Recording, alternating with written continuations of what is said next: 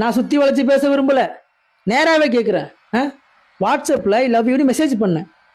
பிடிக்கலன்னா பிடிக்கலன்னு சொல்லு, இல்லைன்னா பிளாக் பண்ணு. அதான் என் உலக வழக்கம். அதை விட்டுவிட்டு என்ன என் புருஷன் கிட்ட சொல்லுவேன்னு மிரட்டுறது தவறா இல்லையா? அதெல்லாம் அநாகரிகமா இல்ல? இப்ப என்ன ஆகி போச்சு? உனக்கு கல்யாணம் ஆயிடுச்சு, 2 குழந்தை இருக்கு. அதனால என்ன, என் கூட வந்துரு, நான் பாத்துக்க மாட்டேனா? அது என் பொண்டாட்டில. பெத்தவங்களை விட்டு ஓடி வர பொண்ணு மனுஷினா, நான் பெத்ததையெல்லாம் விட்டு ஓடி வர பொண்ணு பெரிய மனுஷி இல்லையா? நான் இருக்கிற அழகுக்கும் அறிவுக்கும் நினைச்சிருந்தா ஒரு நல்ல பிள்ளைய லவ் பண்ணிருக்கலாமே. அதை விட்டுட்டு ஏற்கனவே புள்ள இருக்கிற பொண்ணையா லவ் பண்றேன். சிலிச்சு பார்க்கணும் இதெல்லாம். ஆனா இதெல்லாம் ஒரு பக்கம் இருக்கட்டும், ஒரு மனுஷன் நிம்மதியா போன் பேச முடியுதா? நான் எப்ப போன் பண்ணாலும் ஒரு பக்கம் குழந்தை கத்துது, இன்னொரு பக்கம் புருஷன் கத்துறான். சரி, பகல்ல தான் அந்த பிரச்சனை, நைட்டு பேசலாமேன்னு போன் பண்ணேன். குசு குசுன்னு மெதுவா பேசலாம். நீ பேசுறது கேட்கலடி, சத்தமா பேசுன்னு சொன்னேன். பக்கத்துல புருஷன் படுத்திருக்காண்டா, இதுக்கு மேல சத்தமா பேச முடியாது, இஷ்டனா பேசு, இல்ல போனை வைன்னு கட் பண்ணிட்டா. சரி, அதெல்லாம் விடு.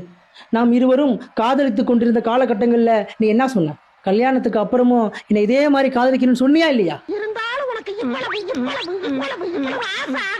ஆனா அதெல்லாம் இருக்கட்டும், காதலர் தினத்துக்கு ஒரு வாழ்த்து சொன்னியா? அப்ப என்னை விட உன் புருஷன் உனக்கு முக்கியம்.